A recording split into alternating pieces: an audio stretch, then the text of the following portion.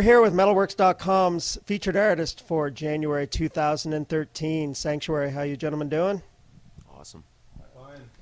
Right on. So now everybody that knows you guys and friends and fans they know the van to be the Skank Tank.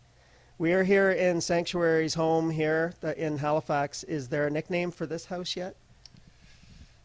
Unfortunately not. Maybe something to do with chicken fights, because that was the, Chicken pen? yeah. We're still working on it. I'm sure something will come up. All right, so the last time we seen you guys here in Halifax was almost a year ago. You guys left early 2012. And you guys have a new CD coming out. Did that start right away once you guys left here? Or? Yeah, when we left, we were planning to record the album up in the Yukon. Right on. I mean, we actually went in the studio in April, and it's just really been dragging out. You know, like all our parts are done, but it's just, you know, kind of one thing after another. It's not going as smoothly as we had hoped. And yeah, so we're aiming for a release early in the new year, but it's still kind of, you know, nothing's exactly finalized at this point yet. But Good things take time. yeah, Right on. It's best to do it right. So, did you guys start recording right away as soon as you left? For the most part, I mean, we were probably back up there for a solid month or so, getting our parts together before we started recording. But recording itself took us a while, so you know, it was a bit of a As far as the actual writing, were you guys prepared when you left, or did that still have some to come together? a little bit. A little bit had to come together, and a little bit of it did it right in the studio. But for the most part, yeah, we did it. Pretty much. And there's 8 new songs plus Raise the Flag is going to be on it as well? Yeah, Raise the Flag will be on there. It'll be remixed a little bit. Okay. But yeah, exactly. Nice. Now, you guys signed with Spread the Metal Records. How'd you guys get hooked up with Matt? we'd actually been talking to Matt when we first moved to Nova Scotia. It used to be called Exsanguination Records way back in the day when he first started it. And yeah, he drove out to the valley when we were at the farm there. Okay. And he brought a flat of beer and just kind of... I'm sure that went a long way with you guys. No, like it was a good first impression for sure. So yeah, he was a cool guy, and just kind of we started talking about possibly doing something down the road. But I think at that point he wasn't ready for anything at that. But he got a hold of us, you know, a year later and had the ball rolling a little more. And yeah, we wanted to get an album out, so if he could help us financially, and we kind of just helped each other out. So yeah, it worked out good. Right on. So that was obviously before you started recording, so that took care of my next question. All right, and the artwork is basically the T-shirt I'm wearing. Who designed that for you guys? That was Anders' brother, Tyler. Oh, nice. Grassholm. Yeah, he does the majority of our artwork. We basically just throw him an idea, and he does his thing. So yeah, we think it came out pretty good. So. Right on. So there's obviously no solid release date yet, where there's still some things up in the air? There's still some things up in the air. We have to get our slot together with Spread the Metal. They have a lot of releases coming out this year. Okay. So yeah, it's kind of between us and them, and we'll figure something out. Cool. But it's going to be probably the first quarter of the new year-ish? Most definitely. We're hoping, yeah. Right on. Okay, so on your tour, Glenn over here rejoined you guys. So how did that come about that you ended up back in the fold? Because you were in the band, then you weren't. Yeah, well, basically I was playing with them when they were back in the Yukon. And then we did a tour across the country. That was in, I don't know what year that was in, 2009 or something? 2010. Anyways, then we got our gear stolen in Toronto. That's when that happened. And then shit kind of got messed up there. I ended up moving to Montreal for the summer, and then I ended up going back to school in Nelson for the winter after that. And they were living out here by then and just doing their own thing. So then, anyways, they came back to the Yukon after that. I had just finished my school in Nelson, and I was back in the Yukon too, working and stuff. And I was missing the metal for sure, so it felt pretty good to I just went in for a few jams with them, and then ended up playing a show, and then was getting back into it, and decided to come do this tour, and then yeah, it's just it just happens. The ball keeps rolling, and here I am living in Nova Scotia. Right on. Well, well, you fit right in with the metal crowd. And so you guys just announced that he is a permanent member of the band again. For now, yeah. Okay. per-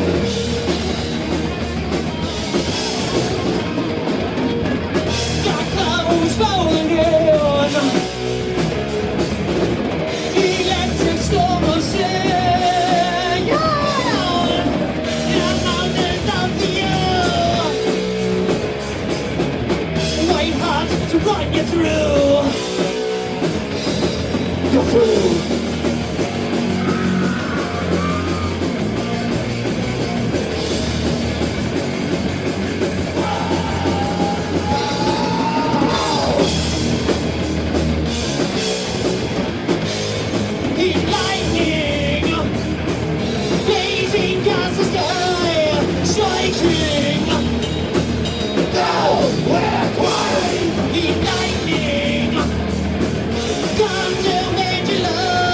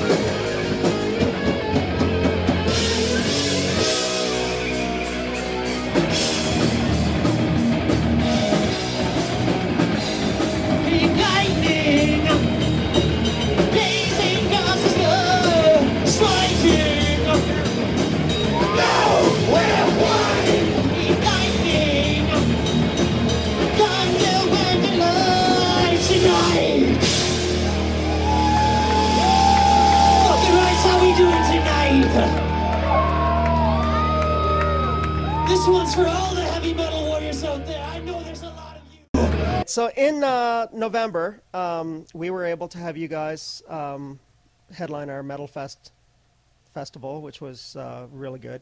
And that was your first Halifax show in almost a year. So what was that like getting back for that crowd? That was fantastic. That was that was a great show. It was more than we could hope for a homecoming. So yeah, we were ecstatic. Right on. How do you compare the scene? Because you guys have toured the entire country. How do you compare the scene in Halifax to other places? Yeah, Halifax is a great scene. Fantastic. I mean, there's pockets here and there across the country, but this is one of the better ones for sure. Right on. Okay, so, and you can't say that you don't know on this, because you guys just came off tour. You guys like to party, so we got to have some good road stories somewhere. Is there something that pops up? Yeah, we were touring with Blackmore last summer actually, and we were in Toronto, and we ended up at Zach's house from Skullfist there. Him and Casey live in like the same apartment complex. Okay. Zach's up like on the top floor, and it's kind of a U shape like this. Casey's down here, and we ended up getting into Zach's fridge, and like we saw the Blackmore guys on the balcony down at Casey's. And we were fucking throwing like egg rolls and fucking chicken chow mein at them. They had no idea, right? Until fucking Cole finally hit Eric with like an egg roll in the head, and they saw us up there. That was pretty funny. So is there any good stories from this past tour? Yes. I know I'm putting you on the spot, but come on. All right, come on, you got to. Well, the one I'm thinking of, I don't know if it should be told or not. It's incriminating evidence. Oh yeah. Oh, come on, you got to let us in on this. We haven't told anyone this. We kind of have a pact. Yeah, we can't say this one. Sorry. Okay. All right. Maybe it'll get out, and maybe it'll get out sometime. Now you guys have, like I said, toured quite a bit. Any embarrassing moments on stage? Yeah, there's always embarrassing moments here and there, but you know, Has anybody fallen off stage, fallen down? no, we haven't had too many falling incidents, but you know, it's Fucking up is always embarrassing in general. Yeah. Like just Well, every band has those moments, but yeah. I'm a stumbler. Like I've noticed that, like as soon as I'm on stage, my balance just goes way off. I haven't actually fallen over, but I've knocked into a bunch of stuff a bunch of times. Like as soon as I step one foot on that stage, man, I just lose my inner ear is just all fucked up. I don't know what happens, but I have to really like concentrate on my stepping. Then it's funny. Yeah. I suppose the worst is when you get unplugged and you're just too drunk to realize it. you're just wailing away and nobody can hear you. Yeah, that's usually my thing. Yeah. All right, so what bands have you guys been listening to lately? Have you discovered anybody new or just some old Savage bands? Blade from BC. Those guys are fucking awesome. Yeah, we've been listening to, well, me personally, lots of just underground Canadian metal. Sure. That's kind of what I'm always keeping my eyes open for. So, Havoc too. fuck, Havoc are awesome. There's a lot of Yeah, Havoc on the tour. out of Colorado, if you know them. Fucking thrash. Fucking Metallian. Metallian, yeah, we saw Metallian last night. That's always good.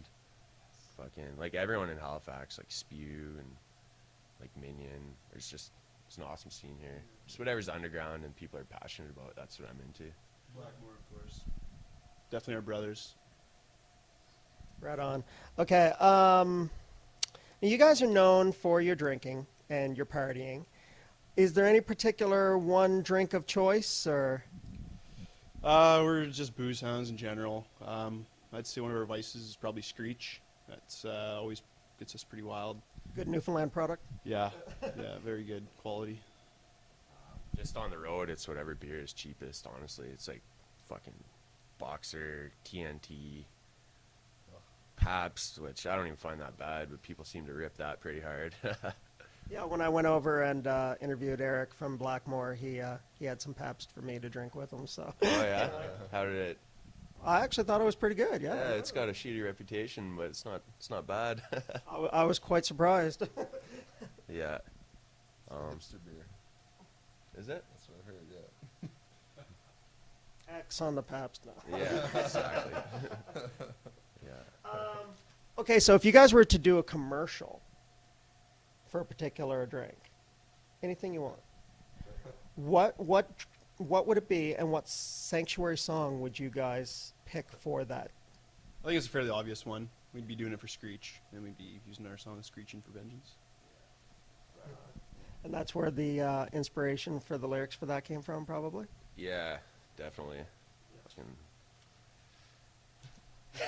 Probably would get sued by Priest over that one. But, I don't know. I think at this point they're probably either so old they don't realize it or they just don't care. it's you a know? tongue-in-cheek reference to it, anyways. So.